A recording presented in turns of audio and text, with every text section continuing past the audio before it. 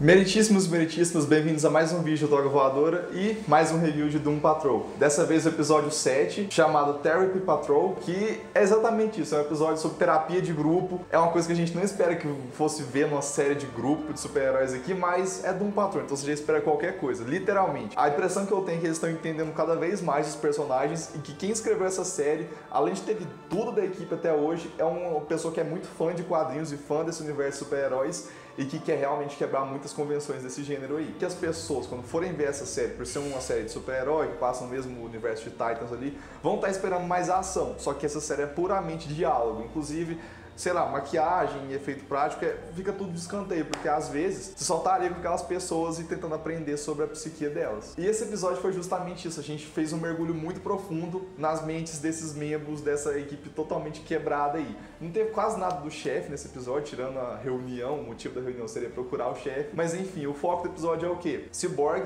tenta mais uma vez convocar uma busca ali pelo Niles, e eles vão sentar ali pra ter uma reunião, só que aí o episódio mostra o que aconteceu com cada um naquela manhã. E aí a gente vê o porquê desse episódio chamar Therapy Patrol, porque a gente já começa voltando nas infâncias de cada um deles. Começando pela Rita, que a gente vê que os pais dela sempre criaram ela de fato pra ser aquela criança meio de concurso ali, que vai ser uma estrela desde que nasceu, e de fato ela é isso, tanto é que a gente nem sabe o nome real dela, ela só se apresenta como Rita Farr, e a gente sabe que é um nome artístico, então a pessoa que ela deveria ser, na verdade não existe, só existe a imagem, a interpretação que ela se expõe pro mundo. Isso é muito profundo, isso diz muito sobre ela, porque ela nunca existiu como pessoa de fato, e a vaidade dela é muito central. Isso é quebrado quando ela se torna aquela criatura lá, toda gosmenta lá, que a gente não sabe a origem exatamente, acho que a gente nem vai ver. Mas o foco é isso. E nesse episódio, velho, o CGI foi muito bem utilizado, porque eles economizam todo episódio pra quando for usar ficar bem feito e ficar bem pontual. E aqui, aquela cena que ela tá toda a meleca lá, que nem ela fala, que inclusive ela fala que vai ser a melhor meleca de todas, é muito foda, velho. Slime, né? Isso, ela fala que vai ser o melhor slime de todos. E ela tá andando lá e de repente ela cai num esgoto lá. Ela é um dos super-heróis mais poderosos desse mundo aqui. Só que ela perdeu pra um ralo que tava ali no caminho. Tipo, ela saiu escorrendo pelo encanamento e foi pra lá na fornalha. Inclusive tem uma piada muito boa aqui. Quando ela conta que ela tava presa na fornalha, o Cliff fala, nossa, que metáfora boa. Ela não, foi literalmente, eu fiquei preso naquela porcaria. Véi, muito foda. Tipo, as piadas nesse episódio pra mim entraram muito bem. Foi o melhor uso de humor até aqui. E você vê que a Rita, ela não é cuzona, porque ela quis. Sim. Os pais dela construíram aquela imagem. E aí você fica com dó, porque a criança não tinha escolha naquela época, né? Os pais tiveram uma filha pra ser estrela de cinema. E a gente vê que essa realidade de todos eles aqui sempre volta na questão dos pais aqui, tipo, a figura paterna é sempre um problema pra equipe. E aí, depois de ver o passado da Rita de uma forma um pouco mais profunda, ainda mantendo algum certo mistério em torno daquela jovem, que ela tem uma relação ali, a gente tem mais empatia por ela, e aí a gente parte pro Larry, porque a gente vai ver, tipo, esse começo do dia aí pela visão de cada um deles. Esse, pra mim, foi o melhor episódio do Larry disparado. Não foi nem focado nele em si, mas a cena que ele teve a relação com o espírito negativo ali, foi absurda, porque pela primeira vez a gente viu o espírito negativo interagindo com ele dentro da consciência por meio do flashback que ele tem do John. E aí a gente vê a relação deles desenvolvendo um pouco mais, e a figura que o Larry ela é tão quebrada porque ele sempre teve medo. Desde pequeno os pais dele fizeram ele pensar que ele tá errado no mundo. E ele tinha medo de existir como ele ele tinha medo de assumir a sexualidade dele, ele tinha medo de ser uma vergonha pra todo mundo. E por isso que ele cresce daquele jeito lá. E tem uma hora que ele fala, ele tinha medo de estar no exército, sabendo que numa cidade ali perto, 2 jovens foram espancados e mortos só porque eram gays. E você fica, velho, por que essa série, tipo, ela consegue lidar com temas tão pesados de uma forma tão fantasiosa?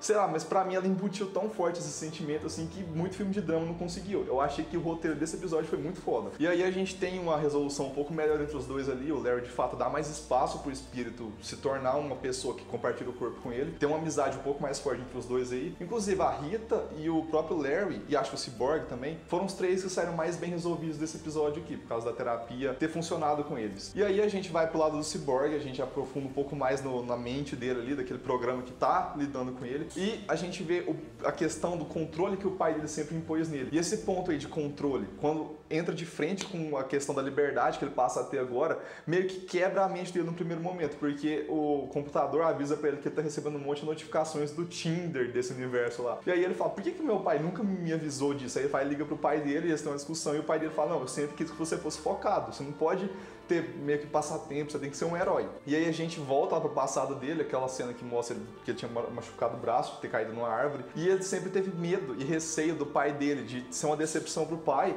mas principalmente de querer fugir do controle, aquela questão de se você controla demais, a pessoa fica rebelde, então ele é um rebelde sempre contido, então o risco de ter uma pessoa assim nessa equipe de seres superpoderosos, com tanto poder quanto o Cyborg tem hoje em dia, sempre foi muito arriscado. E isso aqui me deixou com uma pulga atrás da orelha, porque eu achei que o Silas ter controlado ele, e na verdade o Silas apagar a mente dele, a parte humana, seria o que ia levar o Cyborg pra ser uma ameaça dentro do próprio time. Só que o que eu senti agora foi que justamente a liberdade que ele ganhou agora que vai acabar ferrando tudo. Vamos ficar de olho aí, porque eu acho que o arco dele tá só começando aqui. A gente vai ter muito mais desgaste da mentalidade dele e a gente vai ter realmente mais um membro sendo quebrado. Se bem que no final do episódio, quando ele desabafa ali, ele fala que ele foi a causa da morte da mãe e que ele tem que conviver com isso o tempo inteiro, que a condição de existência dele são as próteses mecânicas, só que ao mesmo tempo é um lembrete constante de que ele não é mais uma pessoa normal, ele fez uma desgraça na família dele e que o pai dele agora pode controlar ele simplesmente mandando um comando de computador. Tem essa questão muito forte aí, só que no final ele meio que aceita melhor quem que ele é, justamente pela ajuda da terapia que eles fizeram ali.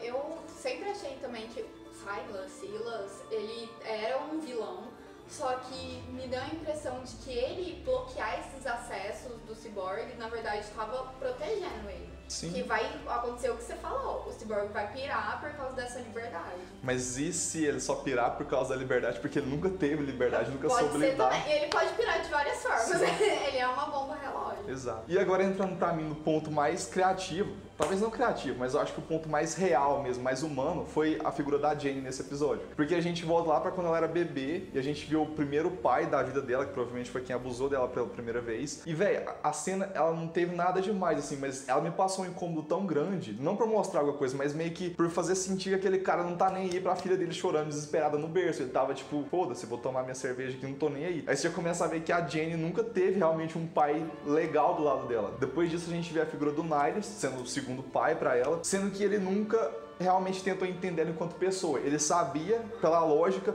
o que ele tinha que fazer para ajudar ela a se concentrar. Ele entendeu que ela não conseguia se conectar com nada. Mas será que ele sentiu isso de fato? A gente fica com isso aí no ar, porque ela sente isso de fato. Quando ela começa a destruir as memórias, as fitas, meio que ela tá falando, foda-se, você entendeu, você fez uma terapia comigo, você me analisou como um objeto de estudo, mas você não me viu como filha, que nem eu te via como pai. Então ela já fica aí mais uma vez quebrada.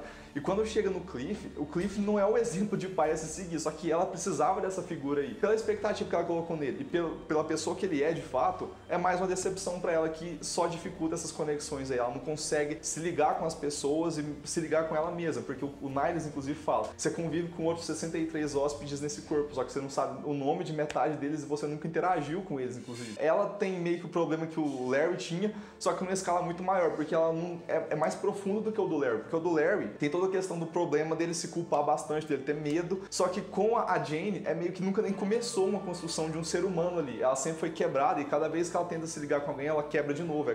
É bizarro isso, é muito triste. E aí a gente vai finalmente pro Cliff, que era a parte que tava todo mundo interessado, no acidente que aconteceu de manhã, e a gente vai pra mente dele. E no começo do episódio eu achei, velho, ele realmente pegou o ônibus e foi lá pra casa do cara e vai arrebentar ele, porque, né, a filha dele tá vendo esse cara como o pai dela. Aí chega lá, você começa a ver que tinha alguma coisa esquisita naquela cena dele. Ele começa a quebrar, você fala, por que aquela coisa ali atrás, aquela estante livre, parece a mansão da patrulha? Por que isso aqui tá esquisito? A voz dele mudou. Aí você fala, já entendi, ele tá alucinando. Aí você começa a ver que o Cliff deu um tilt nesse episódio, ele ficou surtado mesmo, e ele começa a atacar os amigos dele ali. E o Cyborg, a gente vê que ele realmente é um combatente muito hábil, porque ele consegue derrubar o Cliff muito fácil 2 vezes. Então a gente tem que ver até onde que o Cyborg é realmente uma pessoa que vai ser um herói mesmo, ou se ele se tornar um vilão, o nível de ameaça que esse cara pode ser. Mas voltando pro Cliff, depois que ele surta de vez e que ele vê que ele tava destruindo tudo ali, ele para e começa a gritar, terapia, a gente precisa fazer terapia, velho. A gente tem, sei lá, tem um cara louco, que é tipo um deus que tá quebrando a nossa mente, o nosso coração e a nossa alma. A gente vai deixar isso acontecer? Não, a gente é uma equipe que a gente precisa se entender, porque quando chegar a hora de lutar com ele, a gente tem que confiar um no outro. Aí beleza, a terapia vai desenrolando, o humor nessa cena pra mim funciona muito bem. Tipo, tem gente que acha o Cliff meio bocó, meio irritante mesmo. Sei lá, pra mim ele é o melhor personagem, velho. Eu acho ele muito engraçado, tipo, o jeito dele ser tosco é meio que o coração da série, porque combina... Ele é o personagem pra ser irritante. Sim, ele combina com, sei lá, parece que o tom que os roteiristas escrevem tá tudo concentrado focado nele ali. Bom, e aí a gente vai conhecendo, tipo, a gente vai vendo os personagens se resolvendo ali por meio do diálogo, até que chega na hora da Jane desabafar. E, véi, essa cena foi foda, porque ela finalmente revela a pintura que a filha do Carrasco fez, e ela fala, a filha do Carrasco nunca mente. Meio que eu entendi que ela confirmou que a filha do Carrasco tem um dom de visão, ela consegue enxergar o que a realidade vai se tornar mesmo. E nessa parte a gente vê que o Cyborg fica, véi, como assim? Eu matei meu pai, tipo, e a equipe tá toda ali no chão, por culpa minha, tipo, ele já começa a ficar meio surtado de novo. A gente não vê muito disso nesse episódio, mas acho que o próximo deve focar nele por conta dessa cena aí. E a Jane e o Cliff começam a trocar farpas uma atrás da outra, eles saem, tipo, quase na mão ali, e você fica totalmente perturbado. Aí a Jane foge da casa ali, acho que ela deve ficar isolada por um tempo agora, e aí a gente tem a grande reviravolta do episódio, véi.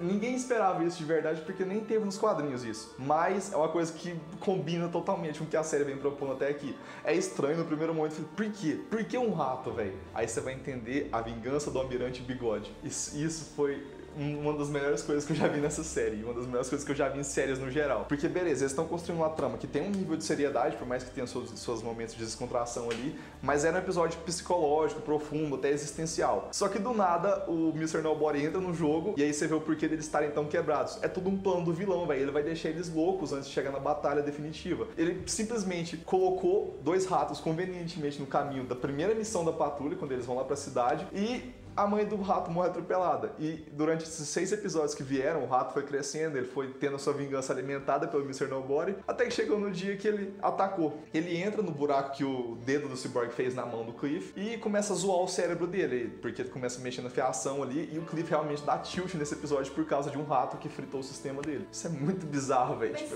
é tosco, mas, sei lá, acho que a vibe que a série sempre passou é isso. Tipo, os acidentes dos personagens são toscos, as cenas são meio que idiotas, mas de um jeito proposital, e parece que realmente tem um roteirista brincando ali. Você sente que, ao mesmo tempo que você acha que é uma história real, tem alguém manipulando aquilo. Aí eu não sei até onde que isso é influência do Mr. Nobody, que a gente tá vendo pela visão dele desde o começo. Por mais que ele não esteja narrando mais, vai que no final a gente descobre que ele tava escrevendo a série. Tipo, sei lá, não é um plot twist que eu achava estranho, assim. Só que isso especificamente do rato, velho, foi uma piada que pra mim fechou com chave de ouro esse episódio.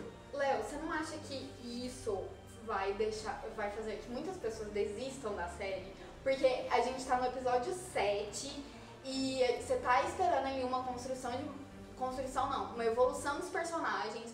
No episódio que tem essa evolução, eles tiveram essa evolução por causa de um fucking rato. Você quer uma coisa mais, tipo, what the fuck do que essa, sendo que a série sempre se propôs a ser surrealista e ter esse tom meio de galhofa mesmo. E você falar que eles não estão desenvolvendo, eu acho que a pessoa tá meio que acostumada com, por exemplo, o padrão de Titans. Aqui eles estão claramente evoluindo bastante, desde o começo da série, desde o primeiro episódio até esse. Se for ver o arco de cada um, eles estão oscilando bastante. Eu acho que isso que faz grandes personagens, não é chegar de um ponto A ao ponto B, é ir e voltar, ter quedas e ascensões, isso que vai construir, de fato, uma grande equipe. E pelo menos pra mim, nenhum dos personagens foi deixado de lado. Todo mundo tem o seu espaço necessário ali. E o fato de um rato ter causado essa evolução tão grande nesse episódio, pra mim fez sentido. Porque ao mesmo tempo que 3 dos personagens estão um pouco mais resolvidos ali, talvez o Cyborg nem tanto, o Senhor Ninguém conseguiu quebrar de fato a relação que tinha entre a Jane e o Cliff. Eu acho que isso aí vai ser um ponto muito importante da temporada. E não precisa de fato ter um plano, tipo, sei lá, um vilão que tem isso aqui, ele quer fazer isso, tem um MacGuffin. Não tem um plano. O plano é o quê? Esses personagens estão sitiados numa casa, tentando descobrir quem reuniu eles de fato ali, quem que era o Niles, e não tendo nenhuma pista de nada, porque se for pensar bem, tá sendo bem realista esse ponto. Se a gente estivesse no lugar deles, por onde a gente ia começar? O cara nunca contou nada pra ninguém. E o cara que a gente tá enfrentando é tipo um deus. Então eles estão sitiados num lugar, ou pode ser um lugar metafórico, sei lá, eles estão sitiados numa situação. E o vilão começa a quebrar a psique deles aos poucos. Ele não é um cara que chega assim pra quebrar tudo, que nem o Thanos, por exemplo. Ele não é um vilão físico, ele é um vilão psicológico, mas que ele seja tão poderoso, ele se diverte com isso. E até porque a gente não sabe até onde que vai os poderes dele, a gente não tem essa noção ainda. E a gente não sabe realmente o que ele quer, porque parece que ele depende da patrulha pra alguma coisa. Então Sim, eu tenho essa impressão de que se ele pudesse, ele mataria todos eles. Eu não sei se é só diversão ou se ele tem algum plano de que ele precisa daqueles poderes. Sim. E tipo, se a gente for levar em consideração que a Liga da Justiça existe nesse mundo e ela não tem a mínima noção de que o Senhor Ninguém existe, Ou das duas coisas, ou ele é realmente um vilão ridículo e a gente tá só vendo ele sofrendo à toa aqui, ou ele é muito poderoso, mas ele não aparenta ser, e as únicas pessoas que estão lidando com isso são esses personagens quebrados e totalmente humanos. Eu acho eles muito mais humanos do que super-heróis, assim, de fato. Eles não foram heróis ainda, mas nem como seres fantásticos mesmo. Eles não são poderosos de fato, assim, porque eles não controlam a própria cabeça. E é aquilo que eu falei no vídeo de expectativa de Patrulha. Esses quadrinhos desses personagens sempre foram muito psicológicos. E a série focar nisso, pra mim tá sendo muito foda. E se a gente for olhar por uma visão mais séria esse episódio, a gente viu muita questão psicológica mesmo. Eu não manjo de psicologia, mas pelo que eu já li, sempre voltam bastante na figura paterna quando a pessoa vai se conhecer. A psicanálise, agora a constelação, é sempre relacionada ao mãe, pai, seus ancestrais. E eles debateram nesse episódio algumas questões muito centrais, por exemplo, o machismo. A gente vê que o Cliff, ele se tornou um pai e um marido tão tosco porque o pai dele era um marido e um pai horrível. Tipo, a gente vê o cara ali, tipo, naquela eterna promessa de ai, por que eu faço isso? Ai, eu vou melhorar. E isso foi diretamente contaminando o filho e o Cliff não conseguiu se tornar uma pessoa boa. Tanto é que agora que ele morreu e ele voltou, que ele tá tendo a segunda chance de corrigir tudo aquilo que ele fazia. E isso é muito foda, porque eles aprofundam bastante na mente dele, na figura paterna que o Cliff é. Porque se o Niles saiu, a única pessoa que representa uma figura paterna pros personagens ali, alguém que vai puxar eles pro centro das emoções, não da lógica, porque quem domina a lógica seria o Cyborg, mas pro centro emocional seria o Cliff. E agora que ele tá quebrado, a gente tá com um perigo muito grande aí. E a Rita, por exemplo, os pais sempre criaram a filha pra ser o glamour ali, a Hollywood clássica, aquela figura que só existe pelas aparências. E aqui a gente vê que isso quebrou ela totalmente também. Ela não consegue existir, ela fica repetindo o tempo inteiro. Quem tá respirando é a Rita Farr, quem tá andando é a Rita Farr, quem tem braços é a Rita Farr. Porque ela não acredita que ela existe de fato. E quando ela perdeu a forma, quem sempre foi só a forma externa, agora não existe de fato mesmo. Ela não é uma pessoa mais. Por mais que ela continue viva. O Larry, por exemplo, ele sempre teve muito medo, o terror sempre estava na mente dele.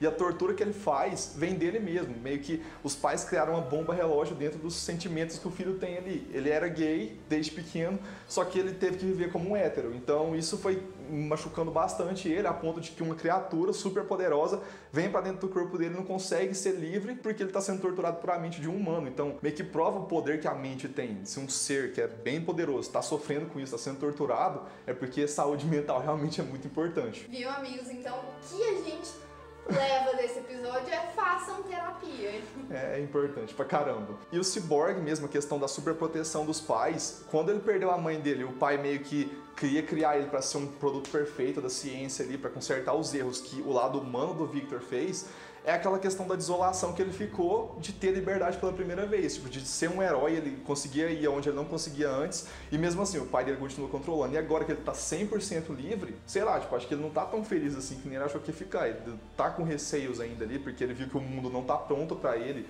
Tipo, a hora que ele usa o Tinder ali, a menina que tava procurando caras normais, vê como que ele é, ele fica assim, pô, e agora? Tipo, realmente, eu ferrei a vida da minha mãe, acabei com ela, e acabei com a minha também, porque ele sempre foi impulsivo. Essa questão de controlar demais coloca tanta pressão na pessoa que ela vai explodir uma hora. E finalmente a Jane, essa questão das conexões, ela não tem isso com ninguém, ela não tem laços. E o que ela mais precisava nesse momento para enfrentar os vilões que surgem no caminho da equipe é ter laços, é ter tipo uma união mínima com cada um dos membros ali e com ela mesma, porque se ela não se conhecer, se ela não conhecer as 64 personas dela, como que ela vai conseguir salvar o mundo? Então a gente fica nessa questão aí. Esses heróis, eles são totalmente quebrados. Eu nunca vi uma equipe tão quebrada psicologicamente e com uma profundidade tão grande. Por isso que eu acho que esse episódio serviu para consolidar pelo menos essa primeira metade da temporada. Ela foi bem mais centrada na mente deles. Eu acho que a partir daqui vai ter mais ação, vai de fato resolver muitas das questões que a gente tem. Só que esse primeiro bloco da temporada pra mim foi sensacional, tipo, eles conseguiram consolidar um universo muito forte ali. E você pode ver, tipo, as pessoas que estão acompanhando, que estão na vibe da série, estão sentindo que estão vendo uma coisa diferente. É meio que um Twin Peaks versão super-heróis, não é uma série de heróis, é uma série pra você pensar na vida mesmo, enquanto você se diverte, porque tem um certo niilismo meio tragicômico ali, que você dá uma risada forçada, às vezes você dá uma risada genuína, porque tem um humor bem pastelão às vezes. Mas é isso, é uma série sobre pessoas. Por mais que eles não sejam pessoas hoje em dia, dia, algum dia eles foram. E talvez sejam mais pessoas hoje do que foram naquela época lá. Eu acho que é isso, tipo, não tem muito o que comentar sobre qualidade técnica, a série segue no mesmo padrão ali, não decaiu em nada. Só o elenco que pra mim tá cada vez mais dentro dos personagens, você consegue comprar todos os dramas deles. E a direção e o roteiro, se não for indicada pra nenhuma premiação, vai ser muito sacanagem, né? Eles merecem. Espero que vocês estejam curtindo a série, curtindo os vídeos também aqui de review. A gente vai tentar manter esse padrão de postar sempre nas terças, a não ser que saia alguma coisa de previsão aí. E é isso então, deixe seu like no vídeo se você gostou, deixe nos comentários aí o que você achou do Almirante Bigode aí. Ai, meu Deus! Se inscreva no canal, ative o sininho para receber as notificações, nos sigam nas redes sociais e se puder, compartilhe o vídeo porque ajuda bastante o canal. Tchau!